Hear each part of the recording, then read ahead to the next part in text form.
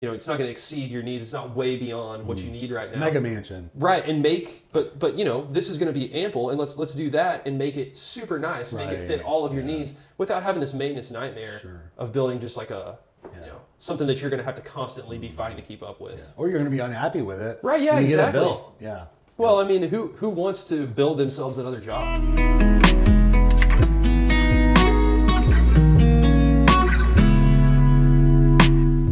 So thanks for visiting our podcast this week. I'm here with Winton Burst.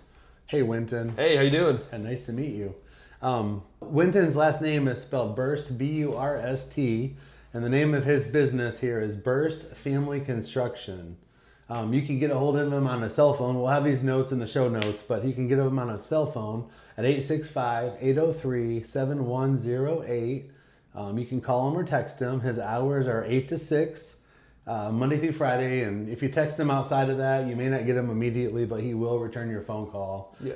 Winton has done some work. He does some custom home work. You build new houses as well? Yeah, so we do new construction as well as like any kind of like high-end custom remodel work. Yeah, we're gonna put a bunch of pictures of his work on there, and we're gonna put links to his Instagram and sure. We don't have a Facebook. Okay. We need to make one. Just being honest with you. Yeah. So. But yeah, we're gonna put links to his Instagram work on there, so you'll be able to see what he does and stuff. But we'll also put his cell phone number down into the bottom of the show notes, and so Winton's got a really cool founder story, kind of about his dad and how he got started in the business. So, yeah, sure.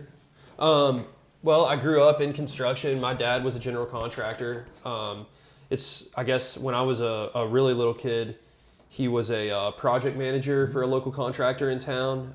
He started out as a carpenter and worked his way up. So he definitely knows every phase of the building process, from, initial site work all the way through, finished trim work. And so I was very fortunate to grow up watching him build a business, kind of getting to see that from the inside out. I've worked in almost every role you can think of in residential construction. And so, all of that kind of laid the groundwork for me when I decided to eventually, and we'll get into this later, but, move home, pursue the business on my own, get into, home building and remodel work. I had a great foundation to fall back on. So that's awesome. Very thankful for that. Yeah. You said that your parents had went to UT and they met local. Yep. Yeah. Yep. How did that work out? So, my dad was here. He was taking a break from school and working as a carpenter, actually. Mm-hmm. And my mom was in her master's program. But UT is what brought them both here. Mm-hmm. So my mom is from Western North Carolina. My dad's from Southeastern Kentucky. They both found their way to the Valley here to go to school. Yeah. And it's funny, man. Like, I think about that all the time. I think Knoxville's such a great community. And had they not both found their way to the University of Tennessee, like I might not be here and have, the network that I have. So that's right. Yeah, very thankful for it. That's a beautiful place to live here. We love it here. I think I've been here for like 17 years now. I moved here from Martin, Tennessee. Oh, sure. So West Tennessee. Oh, yeah. That's where I went to school. So, but I moved here for a better opportunity. The population over there is so small. It just I didn't feel like I had the opportunity. So when I had the opportunity to move here, I had a friend that lived here and I moved here to be closer to him. And, it's really cool, man. The larger population here, you're able to get the job, there's more job availability, you make more money. Well, that's just it. Yeah. I mean, your location is going to determine a lot of things about your life, right? And so that's it. I think so. Knoxville's a great place. We have a major research university here, tons of restaurants. Mm-hmm. The mountains? The mountains are right here, which I'm way into outdoor stuff, so that's a huge draw for me. A lot of fishing? A lot of fishing. I happen to be a pretty obsessed fly fisher. So yeah. I see your picture there. We can see that in the corner of the video there. Yeah. Yeah. Tell us about that little picture. That's done by a good friend of mine, Tommy Davis at Saint Tattoo. Yeah. And he's a fantastic tattooer and a great fly fisher and just a generally great human being. So the people that I share the shop with here, they got me that for Christmas, which was pretty thoughtful. And not only is it my main hobby, fly fishing, but it's also a print done by a friend. So yeah, That's awesome. So do you eat the fish that you catch? Do you throw them back? Almost never. Yeah. Okay, So yeah, I'm not like a vegetarian or vegan, but I don't like to kill fish. I gotcha. try to catch and release mostly, but every now and then if I'm camping or something, I might fry one up. Right. I think fish is delicious. So. Yeah, it's good for you. It's good. Where did you grow up and go to school? And then you mentioned that you kind of spent some of your life out in the Pacific Northwest. Yeah.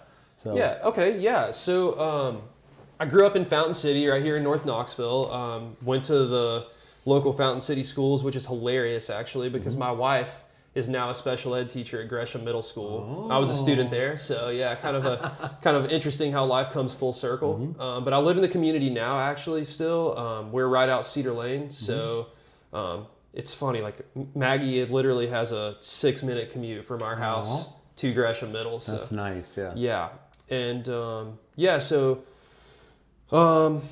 let's see, the Pacific Northwest. I guess I was in school here in Knoxville and in college, kind of feeling like that wasn't the path for me at the time. Didn't really know what I wanted to do. I ended up moving to the Pacific Northwest. And where specifically?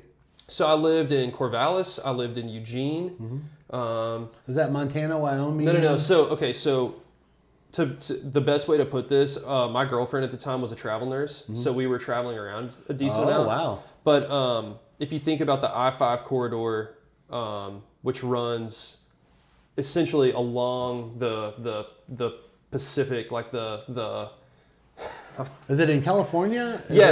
So I live from Eugene, Oregon, which is like Southern Oregon, all the way up to Bellingham, Washington, and several towns along that corridor. It's like the easiest way, way Pacific Northwest.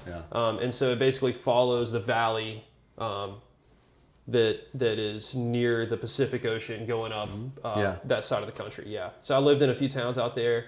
Loved it. Loved Eugene. I love Portland. I actually was out there for a wedding this past summer. So yeah, had a good time. Loved that part of the world. I just realized after a couple of years of being out there that, I had such strong roots in Knoxville, had so much community here. Your parents lived here. My parents live here. Yeah. And all my family are, in the greater Southern Appalachian area. So it just made sense to come home. Also, I was doing construction work out there, working as a carpenter. Had several jobs and just kind of started to realize that, it's hard to get ahead when you don't have those like deep-rooted personal connections, right? So I moved home, started working for my dad, and eventually went out on my own. And, got the license and business in my name. So nice. Yeah. Yeah, it's nice to get home sometimes. We experienced that last year. We spent about 3 weeks traveling. And, 1 week was business and 2 weeks were pleasure, or family and then pleasure. But, man, at the end of the 3 weeks, I told my fiance, I was like, man, I'm ready to go home. I miss my bed. It's nice to sleep in your own bed. Never experienced that before, just really wanting to be back home. And I don't think we've traveled since. And that was a little while back. So. I love to travel and I love to see new things and experience things, but there's no place like home. And I think Knoxville is about the best city you could possibly live in. So I agree with you. Yeah, very thankful to be here. Yeah. Yep. So tell us about your business and what exactly do you do? Who do you help and where do you do it? Just kind of. Yeah, so Burst Family Construction LLC, we are a custom home builder and remodeler. We try not to, and we were talking about this a little bit earlier, but, we're not going to be able to be the cheapest price per square foot. That's just not the lane that we can't compete there. So what we try to do is really focus on building personal relationships and understanding exactly what a homeowner needs. Some of the larger companies that are, more interested in production building, they don't focus on, specific details, specific needs, trying to make sure that, things fit the exact design or aesthetic that a homeowner wants for their own home. We come with a list of architects, designers, subcontractors that are like trusted partners of ours. And so we're happy to obviously lead homeowners in that direction, and they can make their own decisions there. But, we're more used to working off of plans drawn by an architect or a designer that are like specific to that project. Right. Not a house that's going to be the same home built 50 times. not that or 1,000 times. Or 1,000 times. Or 10,000 times. Right, and not that there's anything wrong with that. It's just a different business model. Sure. That's not what we do. So everything we do is kind of like one-off, unique projects. So you mentioned what we were talking before we started recording, extremely high quality work. So tell me about a job that you've done, like maybe it was an addition or maybe you went in and remodeled something that you were really proud of when you got done, almost shocked. Proud of all of them. I mean, to be honest with you. Is there one that stands out? Yeah, certainly. There's a couple I'd talk about.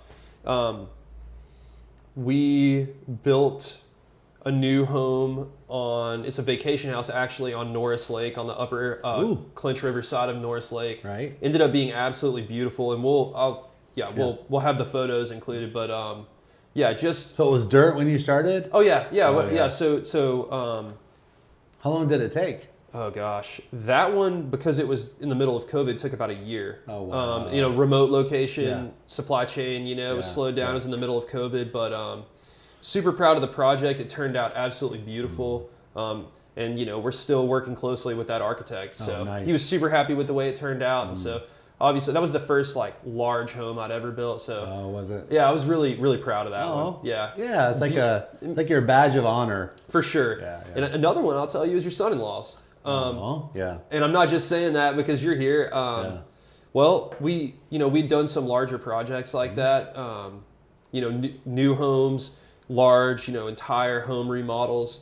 And so recently we've had a little chain of just small bathroom remodels, and we've really been enjoying it. Because on those projects, or for I don't know if you know Katie and Kyle, but they're good friends of Dylan's. But friends.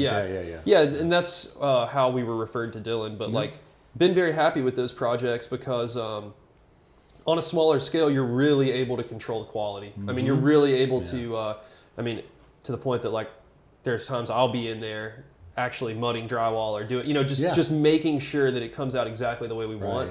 Yeah. And that's not really an option on a larger build. Yeah. So some of it is a little factory-ish. It has to be. It's just. That's just. Well, you want it to be. If there's something wrong, I will always step in and personally fix it. However, it's nice on a small, working on a smaller scale sometimes, being able to like really be ahead of things and control that quality as you're moving along. So but we like them all, For sure. You just have to know the bigger projects have a different set of requirements, and it's going to be it's just a different process, Yeah. You told me a story about a high quality car and high quality maintenance and. Tell us that story. That's a good story. This is one of my stock things that I like to say. So, okay. No, look, if you are a person who can afford a luxury vehicle, let's say like a European made vehicle. Yeah. You mentioned BMW. Right. So. Yeah. BMW or Mercedes, whatever. It doesn't matter. Mercedes. Well, let's talk about a Lamborghini. Yeah.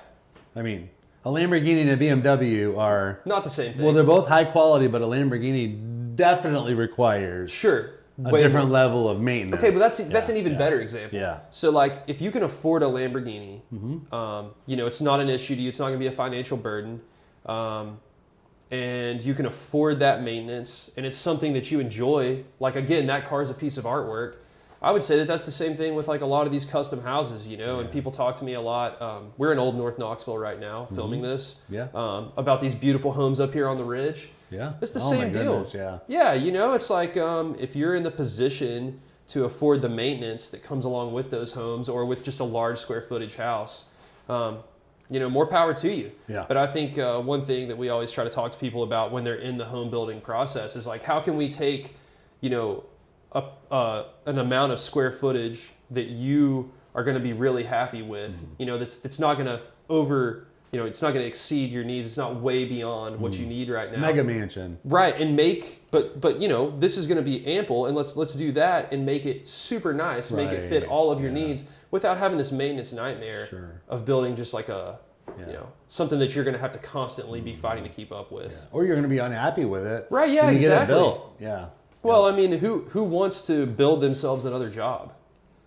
You know what I mean? Like it's and again, like we're happy to build you as big a house as you want. Right. It's just, you have to be realistic about your where you're at and, you know, whether you can maintain that Right. or not. So If it's actually what you want too. yeah, absolutely. You mentioned you had a really cool story about how you met your wife. Oh, yeah. I'm interested to hear that. Okay, yeah. So I met Maggie, gosh, I guess it was 2019. Right before COVID. Right before COVID.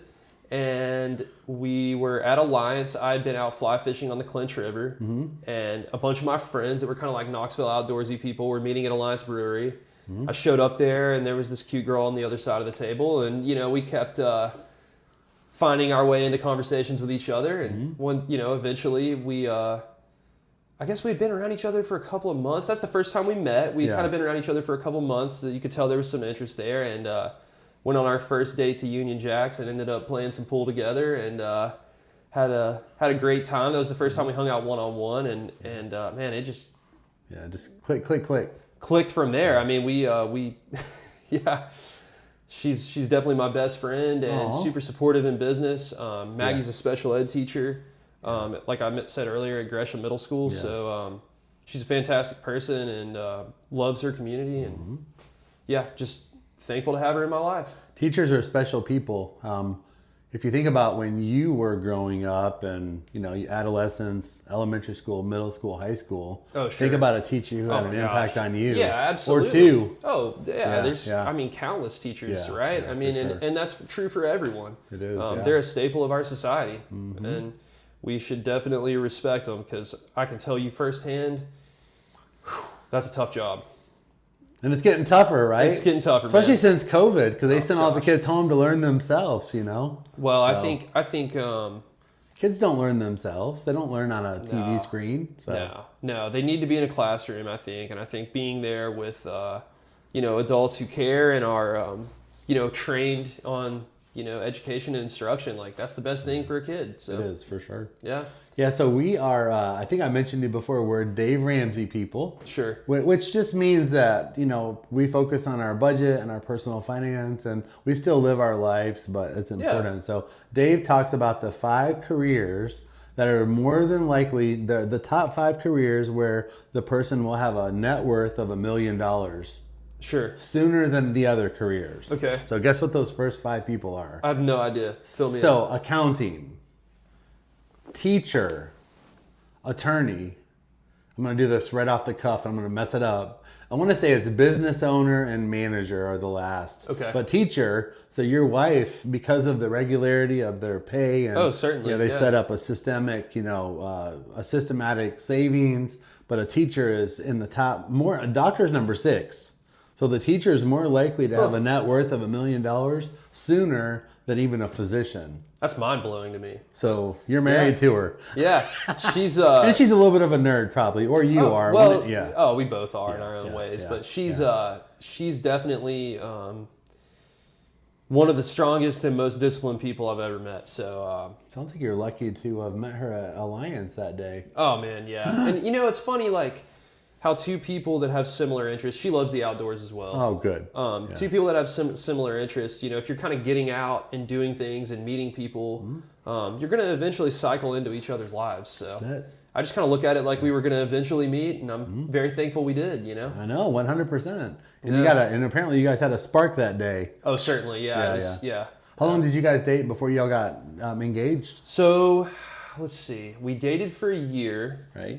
It's one of those when you know kind of situations. We were together for a year, maybe a little over. Then we got engaged. We were engaged for a year. We had to kind of wait a little bit with the wedding. That was like the COVID times. Oh yeah. So we ended up doing an outdoor wedding. We got married beside a beautiful trout stream at Roan Mountain State Park outside. Yeah. Had to make it a little smaller, but you know it was cool. It was still very nice and. It was actually a beautiful evening, So 70 degrees, sunshine. You can't beat that in the middle of June. In the woods, so it was nice.